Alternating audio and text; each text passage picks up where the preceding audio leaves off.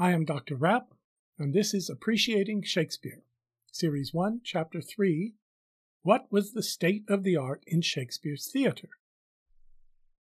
None of the theatres of Shakespeare's time still stands, so we cannot be certain about many details of their form and operation.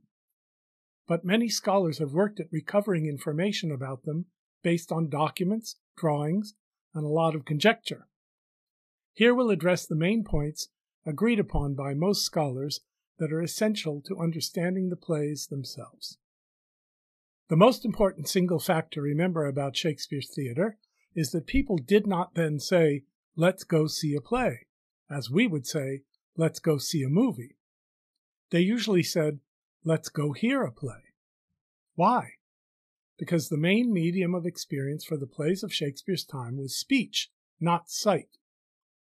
When the dying Hamlet at Act 5, Scene 2, line 334, says to the shocked courtiers, "You that look pale and tremble at this chance," he is telling the actors how to play the moment, but he is also telling us what we are to imagine the courtiers doing, whether or not the actors playing them are in fact trembling and looking pale. Because of Hamlet's words, the audience members feel the courtiers to be shocked and frightened at the sudden deaths they have just witnessed, as the audience itself has. In today's theater, and even more so in a movie, we usually require the actors playing shocked people to look pale and tremble. If they don't, we accuse the production of lacking realism. But in Shakespeare's time, that literalism was achieved mostly through the words. Of course, if the actors could actually tremble and look pale, so much the better. All the nonverbal workings of Shakespeare's theatre, sets, props, movement, sounds, and so on, were additions and supports to the speeches. Though Shakespeare's theatre often provided spectacle and loud noises and fireworks that the Elizabethans loved, the greatest special effects of his theatre happened in the words, which are enough to do the trick. That's why there are so many speeches in a Shakespeare play and so few stage directions. Plays in Shakespeare's day were performed in three kinds of theatres. The first kind was the various banquet halls belonging to the court, to the houses of nobility, to the universities, and to the 4 Inns of Court, the law colleges of London, Gray's Inn, Middle Temple, Inner Temple, and Lincoln's Inn. Shakespeare's Comedy of Errors was performed at Gray's Inn in 1594, and Twelfth Night at Middle Temple in 1602. The second kind was the private theatres in London proper, Blackfriars, Whitefriars, Paul's, Phoenix, and Porter's Hall. These were large rooms indoors, set up with stages and lit with candles and lamps. Their actors and singers were boys rather than adult professional men, and the plays they performed tended to be of an academic sort. You can get an idea of the rivalry between the private and public theatre companies from Hamlet's conversation with Rosencrantz and Guildenstern in Act 2, Scene 2 of the first folio text of Hamlet. Shakespeare mostly wrote for the third kind of theatre, the public theatres. These were large, open-air, round or polygonal buildings made of timber and finished with lime and plaster. In Henry V, the chorus in the prologue to Act 1 describes the physical theatre as "this wooden O," and "this cockpit," meaning not an airplane pilot's seat, obviously, but an arena for gamecock fighting.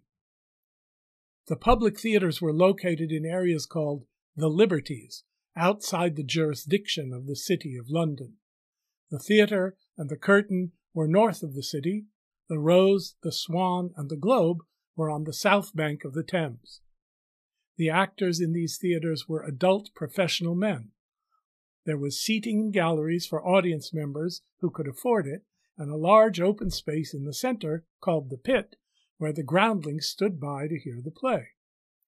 The probably 3 stories of galleries were covered with a thatched roof, but the pit was open to the sky. Sunshine, or lack of it, was all the lighting. The stage was a wooden platform about 5 feet off the ground and about 27 feet deep and over 40 feet wide, thrust out into the center of the pit from one edge of the circle or polygon and resting on pillars or scaffolding underneath. Behind it was a dressing area called the tiring house, think of the word attire, and the players made their exits and entrances through doors to the right and left at the back of the stage, or through a curtain opening to the inner stage at the center back. There was a trapdoor opening into the space under the stage that Hamlet at Act 1, Scene 5, line 151, metaphorically calls the Celeridge, the literal name for the place where the actor playing the ghost, supposed to be moving within the earth, would have said, "Swear." In some of the theaters, the galleries above the stage at the back may have been used for spectators, for musicians, or for upper story scenes, like the balcony scene in Romeo and Juliet. Above the stage, resting on the back wall and on two pillars or columns toward the front of the stage, was a roof called the heavens, painted blue for the sky, with images of the sun, moon, and stars, and of the signs of the zodiac. Above the heavens, and possibly above the tiring house too, was a room with a trapdoor and machinery for lowering things or people to the stage or raising them from it. This room could also be used for storing props and for sound effects.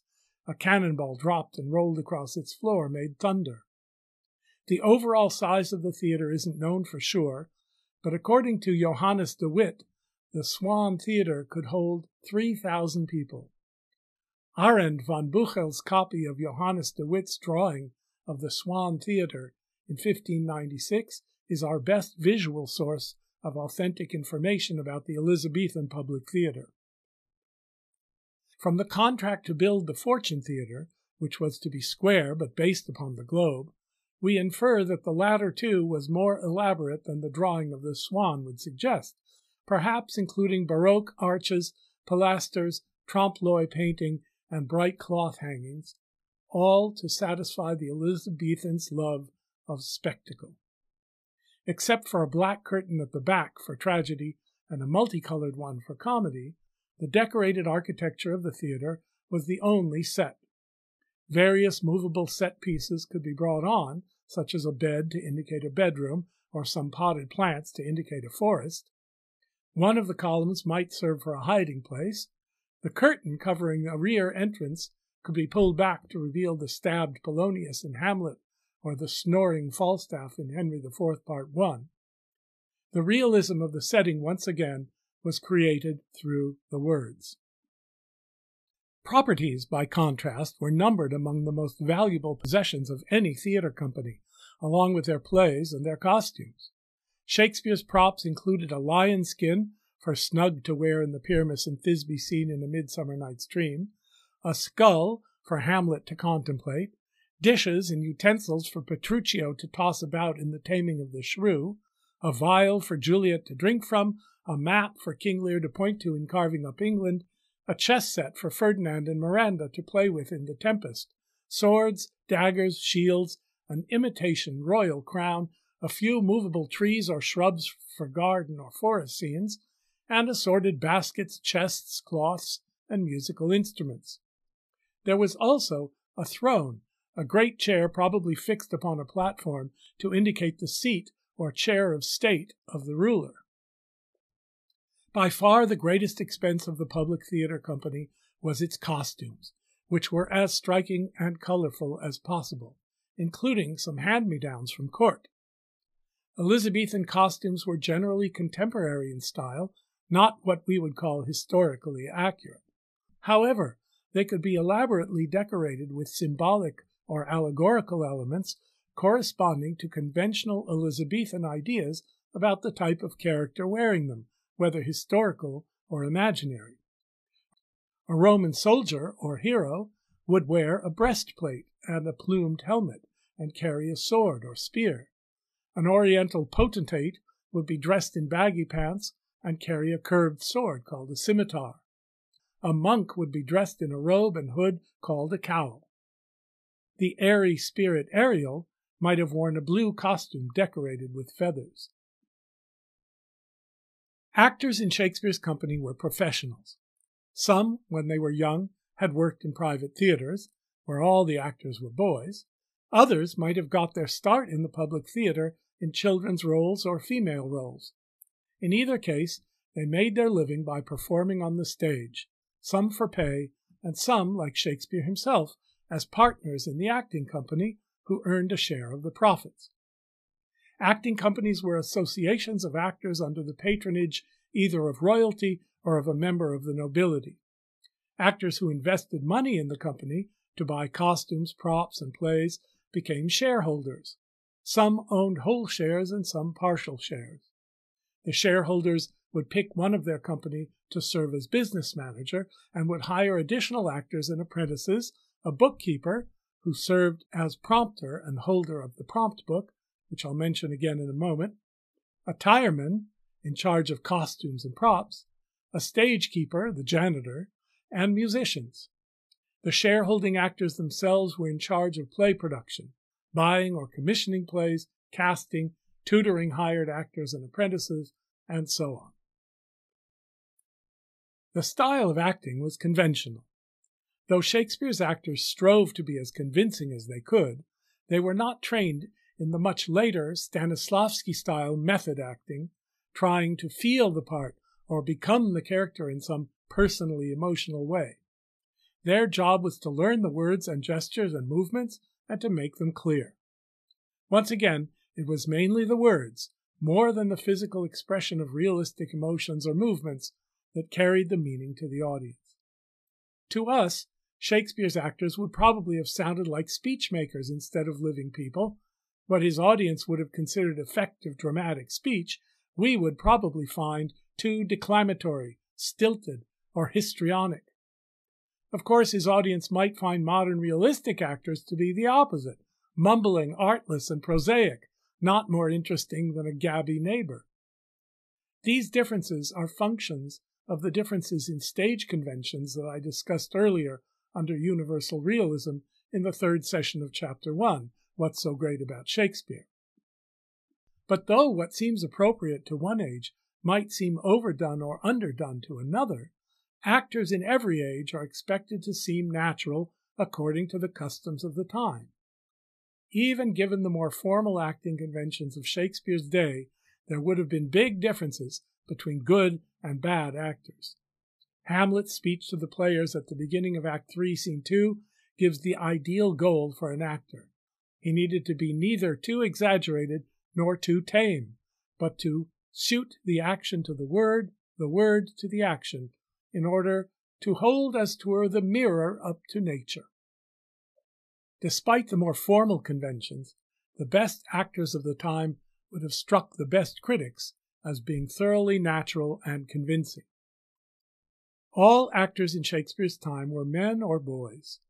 All audience members, male and female, worldly or puritanical, would have considered it shockingly immodest and inappropriate for a woman to show herself on a stage in public.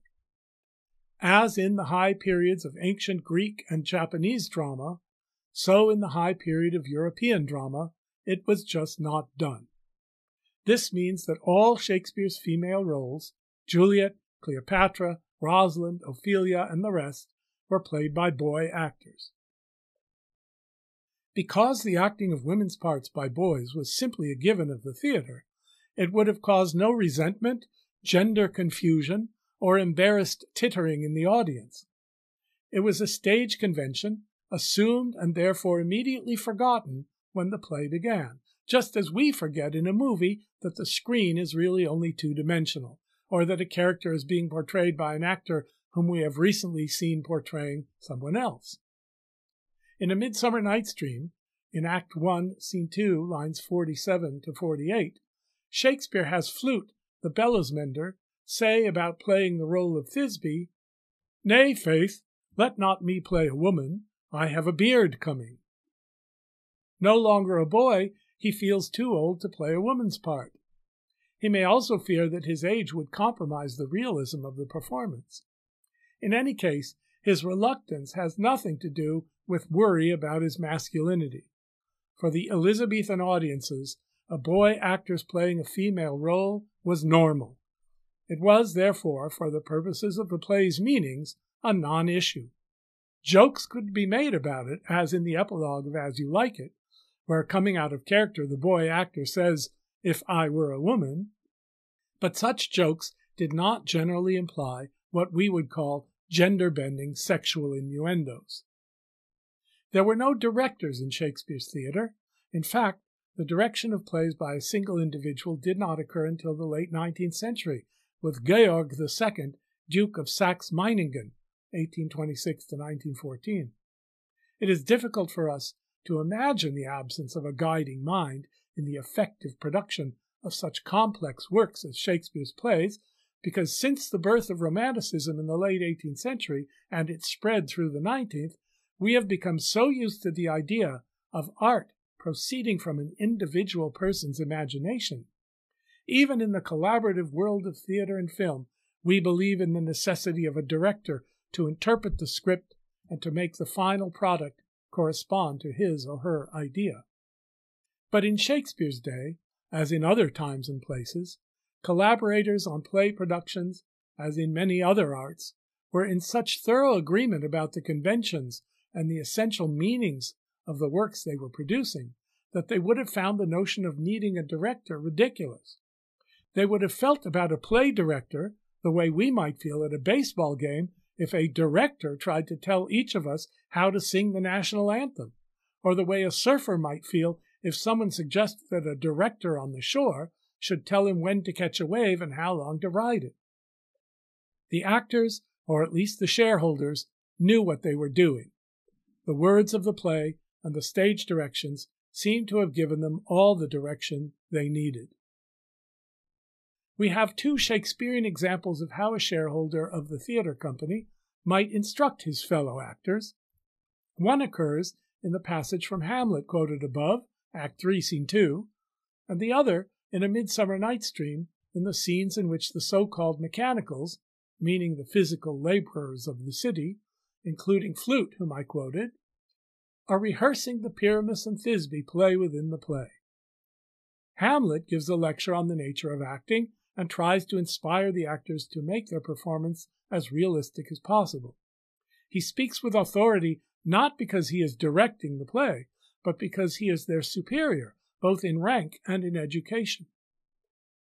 He himself recognizes their superiority in moving audiences with the power of speech. In A Midsummer Night's Dream, Peter Quince the carpenter gives out parts and tries to rein in one actor who wants to do everything and encourage another who is shy about doing anything. Neither Hamlet nor Peter Quince thinks he has to interpret the play for the actors. Part of the hilarity of the Midsummer Night's Dream scenes lies in the mechanicals' ignorance of the stage conventions that the real actors and the real audience of Shakespeare's play all took for granted. The prompt book, still in our time called simply the book, was a fair, meaning a final draft copy, of the play used for rehearsals and probably kept in the tiring house during performances. It was the theater-ready version of the play in which the bookkeeper would have written additions to the minimal stage directions of the playwright, noted cuts, revisions, or additions to the speeches, clarified speech headings where necessary, and made notations about which actors were doubling in which roles, where props were called for, and so on. It was also the version of the play that was submitted to the master of the revels to be censored before the play was finally allowed for performance. The bookkeeper was in charge of the prompt book and served as the prompter, making sure the actors were where they needed to be with the right props at the right time, and, if necessary, prompting them with forgotten lines. And since no actor would have a full script of the play, the bookkeeper was also responsible for providing each actor the long scroll containing all his own lines and cue lines, then and still today called a side. In addition to specific dances called for by the texts of plays, as part of the play itself, as in Much Ado About Nothing, The Winter's Tale, and The Tempest, or at the end, as in A Midsummer Night's Dream and Much Ado About Nothing, it was customary to finish the performance of any play with a dance. The music for these dances would be in the form either of the stately pavane or of the sprightly galliard. Who made up Shakespeare's audience?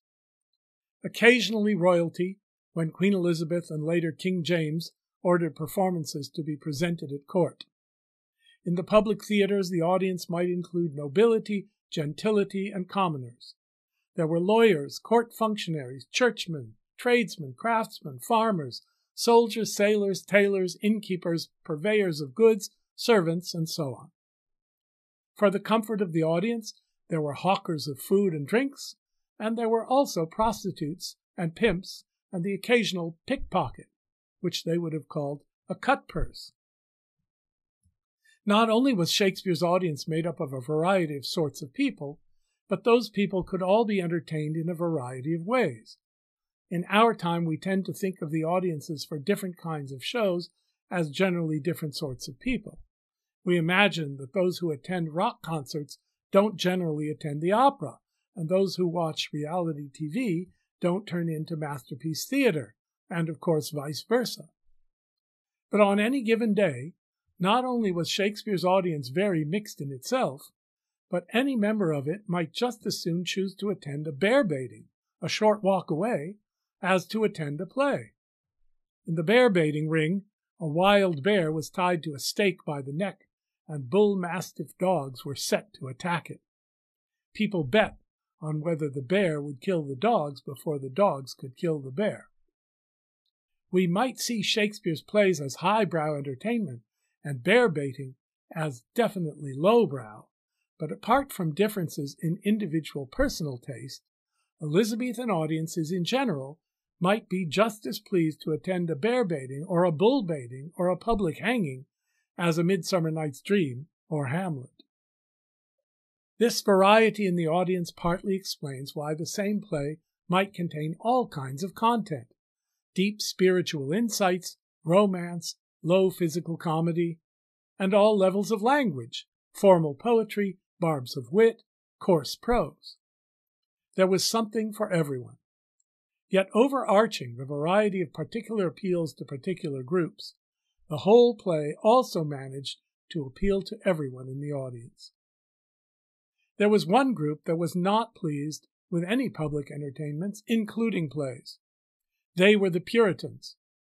We have a variety of examples of Puritan preachers petitioning the government to close down the theaters, which they accused of presenting immoral plays and of being hotbeds of lewdness, drunkenness, prostitution, impiety, and heresy. For religious and political reasons, they were supported in this by the city government.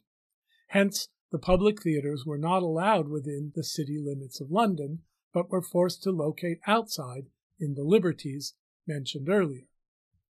Fortunately for us, the theatres were defended by the Queen and her Privy Council, and many playwrights got away with satirizing the Puritans. As usual, Shakespeare avoided direct criticism, even of the Puritans, but you can get a sense of his opinion of the hypocritical moralism and austerity that many associated with them in his characterization of Malvolio in Twelfth Night.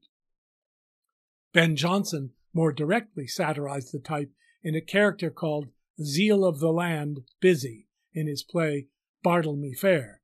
We would pronounce it Bartholomew. In general, performances were more interactive than we are used to. Actors in character would often address the audience directly, and the audience might respond out loud to that direct address, as well as to slapstick action, rousing speeches, witty repartee, and stage violence. A play that did not sufficiently reward the audience's attention might be met with guffaws, verbal abuse, or missiles of bad fruit. Didn't these interchanges with the actors disrupt the play for the audience? In extreme cases, they surely did, and actors then as now would complain about poor audiences. At the same time, Shakespeare's theatre could absorb more of such behavior than ours. There are schools of playwrights in our time who, partly to distinguish the live theatre from the movie experience, strive to make plays more interactive with their audiences. But in general, in the modern realistic theatre, we require a play environment to have minimal distractions. Because we have higher demands for realism in our plays, external noise threatens to break the illusion for us. One beep from a cell phone in the theater disrupts our focus. Also, because we are generally so overstimulated by the voices all around us, all those salesmen, politicians, preachers, news reporters, talk show hosts, disc jockeys, and, God help us, podcasters who yak at us non-stop on radio, TV, loudspeakers, computers, and cell phones, it is harder for us to devote full attention and lose ourselves in the speech of anyone. Shakespeare's audience, lacking radio, TV, movies, and internet, was much more captivated by theatrical speech, for which the demands of realism were less stringent and which was the more precious for being rare. Therefore, in general, they were probably less easily distracted. To sum up, the state of the theater in Shakespeare's time was technologically primitive by our standards, but thanks in large part to Shakespeare himself, it was the furthest thing from primitive in the quality of experience it provided its audiences. And it wasn't long after he had arrived in London from Stratford-upon-Avon that Shakespeare had become the Elizabethan theatre's most popular playwright. I am Dr. Rapp, and this is Appreciating Shakespeare.